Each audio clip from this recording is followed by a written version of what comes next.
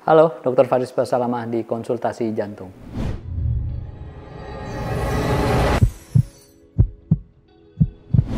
Pada kesempatan kali ini saya akan membahas tentang apa itu FFR, IFUS, dan rotablator.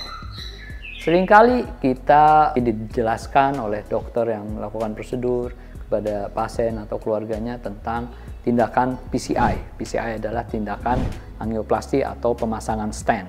Nah, seringkali disertai juga dengan FFR, disertai juga dengan IFUS, disertai juga dengan rotablator. Apa sih sebenarnya FFR, IFUS, rotablator? Mungkin kalau PCI udah jelas ya, PCI adalah percutaneous coronary intervention, tindakan untuk memasang atau membuka pembuluh darah koroner yang mengalami penyempitan dengan dipasang stent. Nah, seringkali ada juga bersamaan dengan itu dilakukan FFR.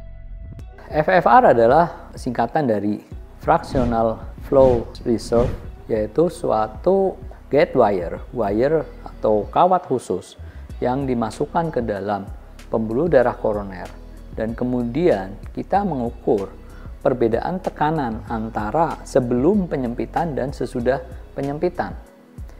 Di situ kita bisa melihat perbedaan tekanan di situ, sehingga kita bisa menyimpulkan apakah penyempitan ini signifikan, apakah penyempitan ini bermakna atau tidak.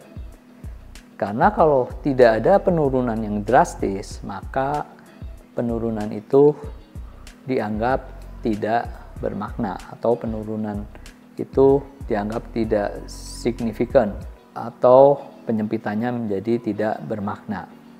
Jadi FFR ini membantu kita untuk menentukan pada lesi-lesi penyempitan yang kita meragukan ini sebenarnya bermakna atau tidak, signifikan atau tidak. Maka biasanya dokter akan melakukan pengukuran FFR tersebut. Berapa yang signifikan atau yang tidak itu tergantung tipe yang dilakukan. Apakah FFR dengan dilakukan pemberian obat untuk membuka pembuluh darahnya atau dilakukan secara langsung. Jadi tergantung metode yang digunakan pada saat pengukuran tersebut. Intinya FFR ini membantu dokter untuk menentukan apakah lesinya bermakna atau tidak.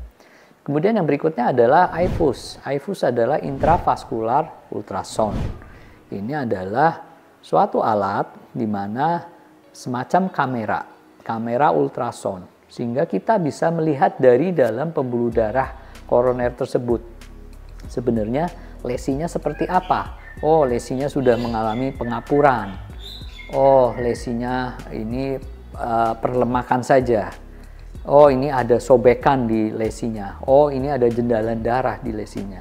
Sehingga kemudian bisa menjadi dasar keputusan dari dokter tersebut untuk melakukan sebaiknya tindakan yang harus dilakukan seperti apa. Oh, ini cukup dibalon aja. Oh, ini mungkin cukup disedot aja pengentalan darahnya. Oh, ini mungkin harus dilakukan rotablator karena ini ada pengapuran yang keras, 360 derajat kapur semua. Ini harus di rotablator atau dibor untuk membuka lumennya. Setelah itu baru bisa dikembangkan dan dipasang stent. Nah, ini berlanjut ke pembahasan berikutnya. Pembahasan berikutnya adalah tentang rotablator. Apa itu rotablator?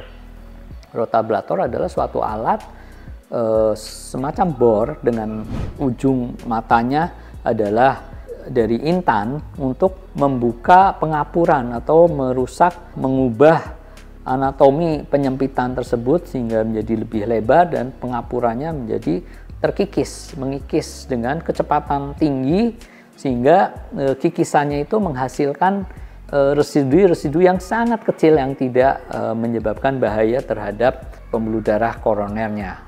Nah, itu tujuannya untuk membuka penyempitan yang sudah kalsifikasi, yang sudah mengalami pengapuran. Jadi rotablator ini diindikasikan untuk lesi-lesi pengapuran yang sudah berat, ya, sehingga setelah dilakukan rotablator, lumennya menjadi lebih lebar dan ketika akan dipasang stentnya bisa mengembang dengan sempurna. Karena kalau tidak dilakukan rotablator langsung dipasang stent, seringkali stent tidak bisa terbuka dengan sempurna. Kalau stent dipasang dengan tidak terbuka dengan sempurna, maka kemungkinan penyempitan kembali menjadi lebih tinggi, dan kemungkinan pasien juga mungkin masih mengalami gejala sisa keluhan sakit dadanya atau sesak nafasnya masih ada. Jadi dengan tindakan rotablator itu akan mengoptimalkan hasil pemasangan stentnya sehingga hasilnya terhadap pasien juga menjadi lebih baik. Demikian pembahasan kali ini tentang FFR, iFuse, dan rotablator. Semoga bermanfaat untuk sahabat konsultasi jantung semua. Terima kasih. Salam sehat.